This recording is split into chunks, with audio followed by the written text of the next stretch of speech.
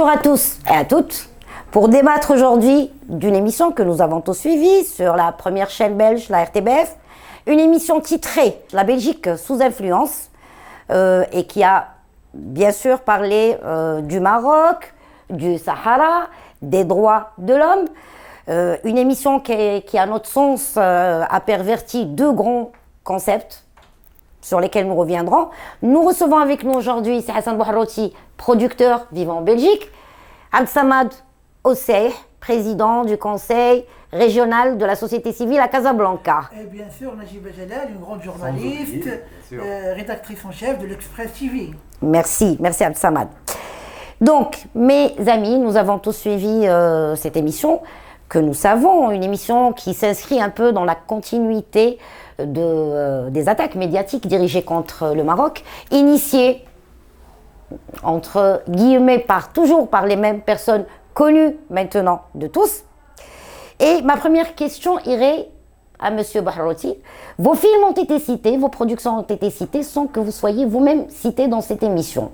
Donc, avant de vous donner la parole, ma question est toute précise. Quelle est votre relation, en fait? Est-ce que ces gens ont pris, est-ce que les journalistes qui ont fait cette émission vous ont contacté? Absolument pas. Donc, moi, j'étais désagréablement surpris d'avoir qu'on parle de mes films sans qu'on me cite, alors que dans le générique de fin, il y a mon nom, le nom de tous ceux qui ont participé à la production de ces films, qui ont été diffusés un peu partout dans le monde. Donc, moi, j'étais vraiment surpris de certaines irrégularités dans le contenu de ce reportage qui est à charge du Maroc, il faut le dire. Très bien. Donc, nous sommes bien d'accord, c'est ce qui a été repris un peu par beaucoup de journalistes de la communauté journalistique marocaine.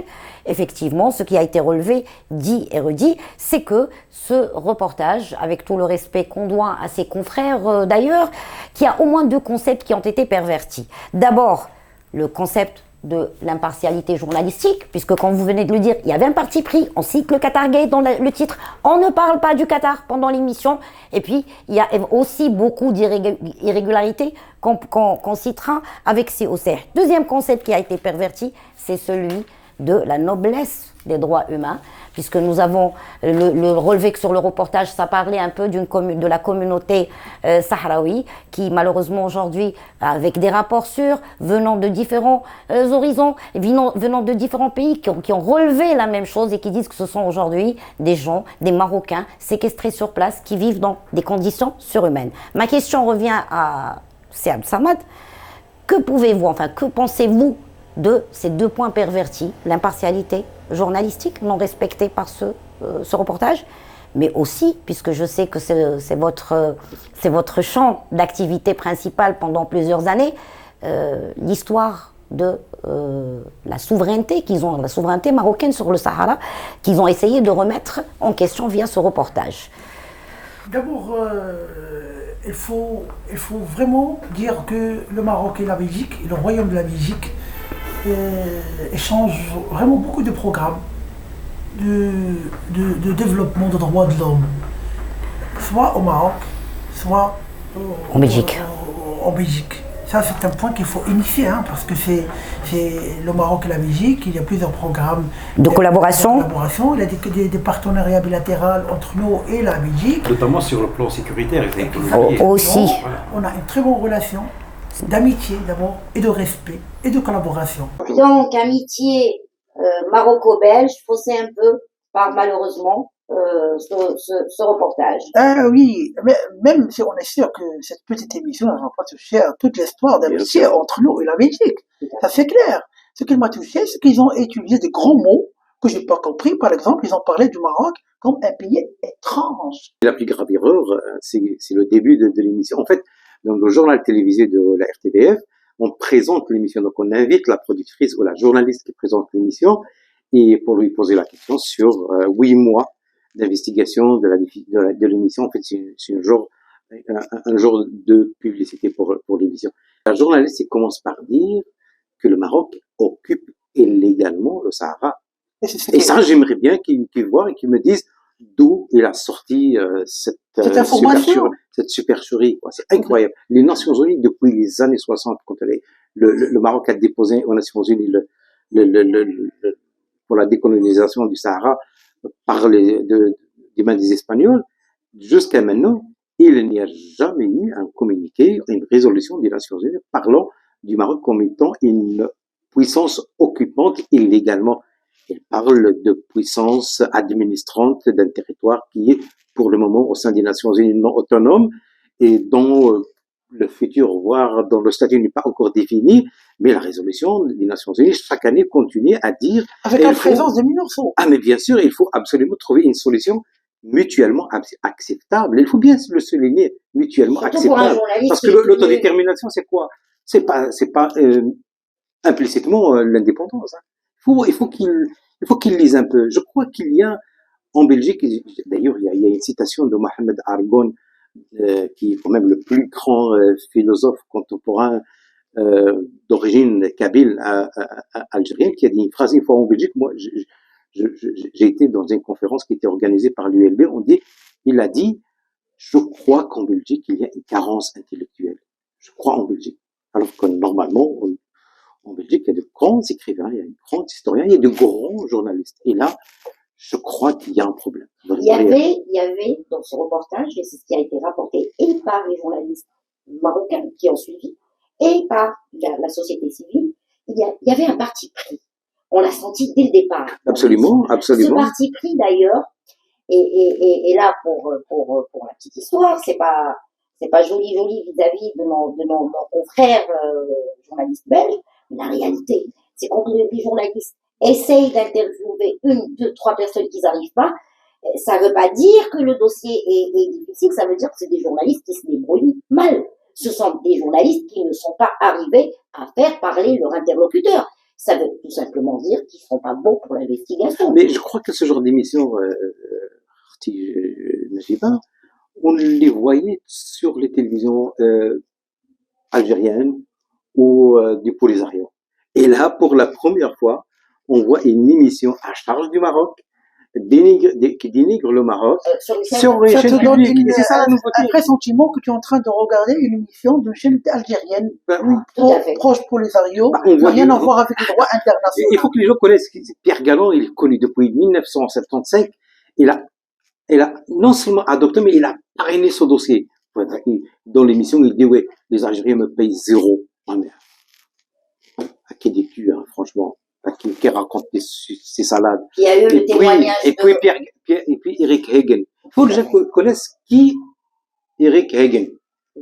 Eric Hagen, c'est depuis 2004, il mène une guerre. D'ailleurs, c'est lui qui est à la base quand on a arraisonné les bateaux marocains qui transportaient le phosphate. Il suivait les bateaux marocains de A à Z. Il a développé au sein du Sahara une armada de gens et d'informateurs qui sont payés. Vous n'allez pas me dire que c'est lui qui sort l'argent de la poche, alors qu'il est chômeur au Norvège. Donc c'est ça le problème. Et bien sûr, maintenant, la RTBF, ils vont dire, bah, c'est une émission comme les autres. Non, pas comme les autres. Pas une Ils vont dire comme les autres, mais non, pas une émission franchement, comme les autres. c'est une émission pas comme les autres.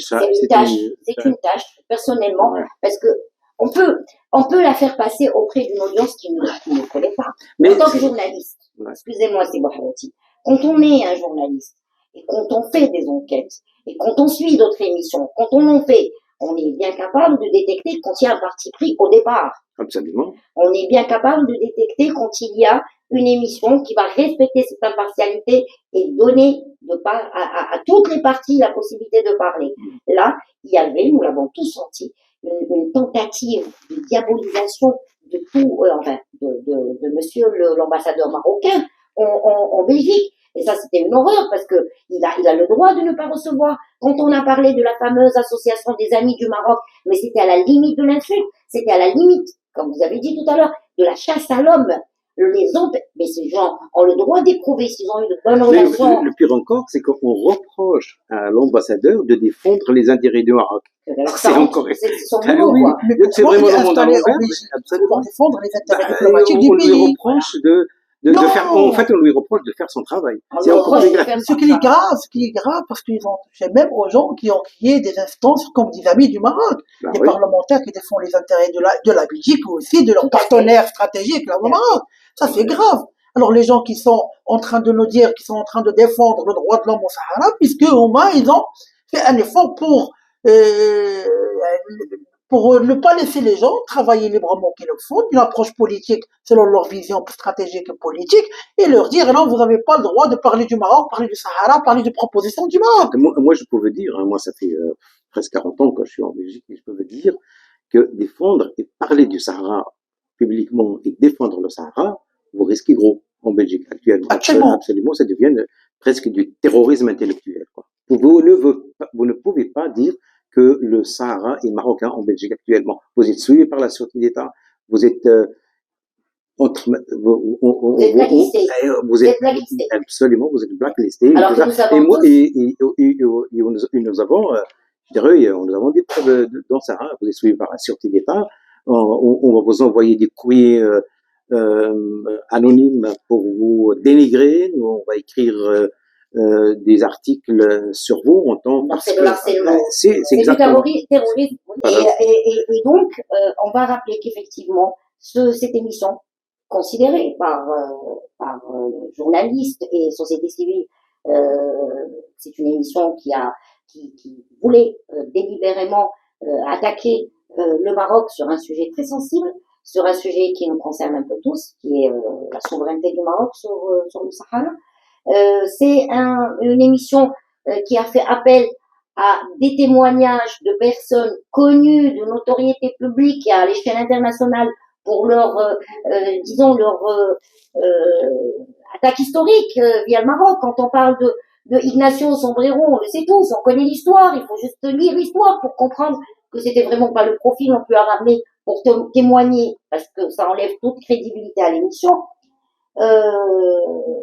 Pour conclure. Alors, il y a une chose que j'ai envie de rajouter qui est très importante me concernant personnellement, c'est qu'il parlait des documentaires, La Marche verte, le Polisario, l'identité d'un franc, en fait, ce sont mes reportages, mais non, on va pas citer. Ils ont dit que c'est Latifa Etbala qui les a réalisés. Et oui. Pourquoi? Ça, je me pose la question. Alors, ils auraient dû voir, s'ils avaient un peu de jojote, ils auraient pu voir le générique de fin et dire que c'est M. Ilboa Hassan, ou bien faire juste un petit googlage pour voir qui est qui. Alors là, je ne comprenais pas pourquoi on les a consultés lors de la réalisation. Voilà, exactement. Moi, je vois que vous êtes aussi concerné par les accusations de cette chaîne belge. Mais bien sûr. De manière indirecte. Ils ont parlé de deux documentaires qui ont été réalisés. Alors qu'il y en a 5.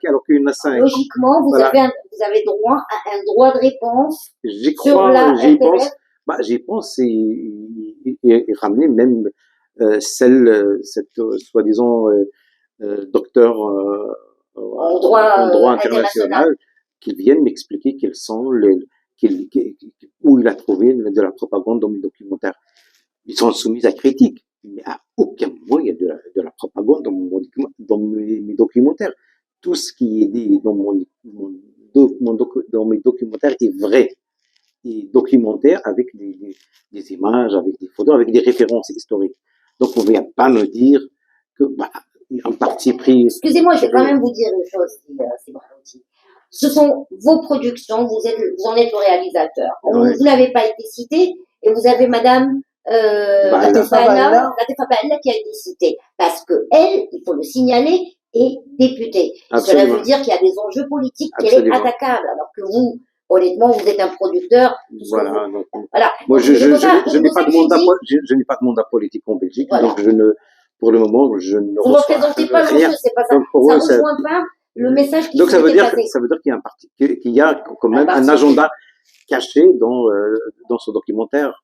Et ils ont mis beaucoup l'accent sur son parti politique, le MR, qui dérange en ce moment parce que c'est oui, contre les socialistes. Ouais. Et on sait très bien que ce sont des socialistes qui mettent la main actuellement sur le conseil de la RTBF.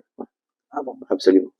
Et donc nous, avec vous, on va lancer notre appel à travers cette petite émission et dire que vous avez droit à vos droits de réponse parce que nous aurons, nous, en tant que Marocains aussi, ou en tant que praticiens de journalisme, d'avoir des réponses par rapport à tout cela. Moi, ce que j'ai pas compris, parce que dans cette émission, ils ont fait diffuser plusieurs messages, entre parenthèses, erronés. Par exemple, lorsqu'ils parlaient de Pegasus, que le Maroc utilise Pegasus pour espionner des téléphones, des francs pour les aérios, etc. Tous les pays, ils utilisent Pegasus. Mais parallèlement, moi, j'ai pas compris comment ils ont réussi à avoir des emails secrets entre Madame Latifa et quelqu'un qui s'appelle Karim Karimi. Comment ils ont eu ces messages-là? En fait, c'est dû, c'était en 2010. Il y a eu cette fuite massive des documents par un certain Coleman, ouais. et c'est là qu'ils ont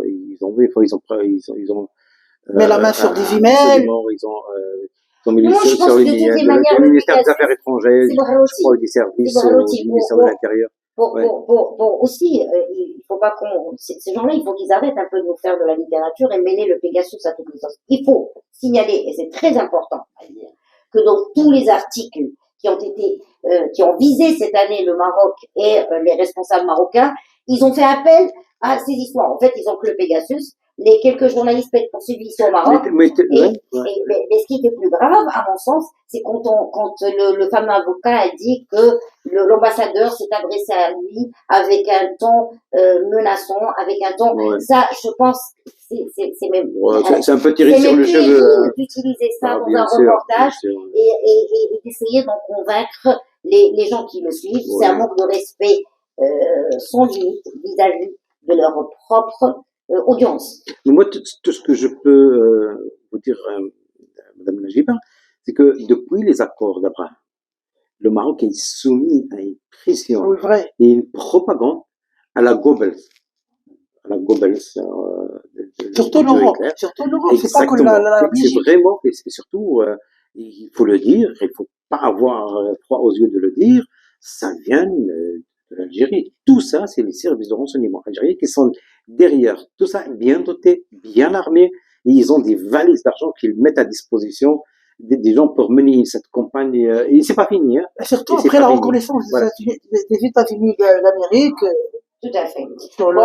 Disons que l'évolution du Maroc, les pas diplomatiques, les avancées, tout ce qui se passe un peu sur la scène internationale, il y a de quoi faire peur à ceux qui ne tiennent pas le Maroc dans leur cœur. Il y a beaucoup de jalousie. C'est une histoire de positionnement. Mais je pense que pour conclure, il est très important de dire il faut qu'on soit vigilant. Il faut être vigilant, mais que nous sommes un peu tous là. La preuve, on est là. En bons Marocains, en bons citoyens, nous mènerons ce combat comme tant d'autres. Nous croyons en notre pays. Et un dernier mot, certes, Sama? Ah oui, parce que moi, je vais retourner au propos de la dame qui s'est présentée comme quoi c'est une experte dans le droit international, en train de nous donner des leçons dans l'émission, dans toute l'émission. Mais moi, j'aimerais vraiment avoir une réponse. Est-ce que la proposition du Maroc pour la solution du Sahara marocain est une solution qui fait partie des solutions proposées par le droit international ou pas? Non, c'est une solution parmi les solutions principales. Pourquoi elle est en train d'ignorer cette solution? De toute façon, en 2007, à partir de 2007 jusqu'à maintenant, on parle plus d'autodétermination, on parle de solutions politiques. Donc les dés sont jetés. La proposition du Maroc de 2007 était saluée par le Conseil de sécurité. Elle fait partie des solutions déjà intégrées dans le... Je crois qu'il y a une fatigue internationale de ce conflit. Je crois que le Maroc, le Polisario, il est en train d'agonner. L'Algérie, pareil. C'est un système. Des consulats partout. En désuétude. C'est un système qui s'effrite de lui-même. Donc, je crois que on doit être vigilant, c'est tout. Voilà. Ce qu'il faut dire aussi, et je pense qu'on s'arrêtera là, ce qu'il faut dire, c'est que le Maroc avance à pas sûr. Ce qui est très important à dire, c'est que la machine médiatique n'a jamais réellement représenté les solutions de droit et de toutes les manières, l'émission. Ça reste une émission. Ça reste une émission. Nous aurions aimé Non, je veux dire, on aurait aimé voir un peu plus de professionnalisme. Ah oui. Ouais. Là, c'est surtout cette impartialité journalistique qui fait mal. Ils auraient pu respecter cette impartialité et ne pas avoir de parti pris. Mais toujours est-il qu'en attendant que M. Mouhrouti ait son droit de réponse, nous y tenons tous. Nous saluons tout le monde, y compris nos confrères de la RTBF. Merci.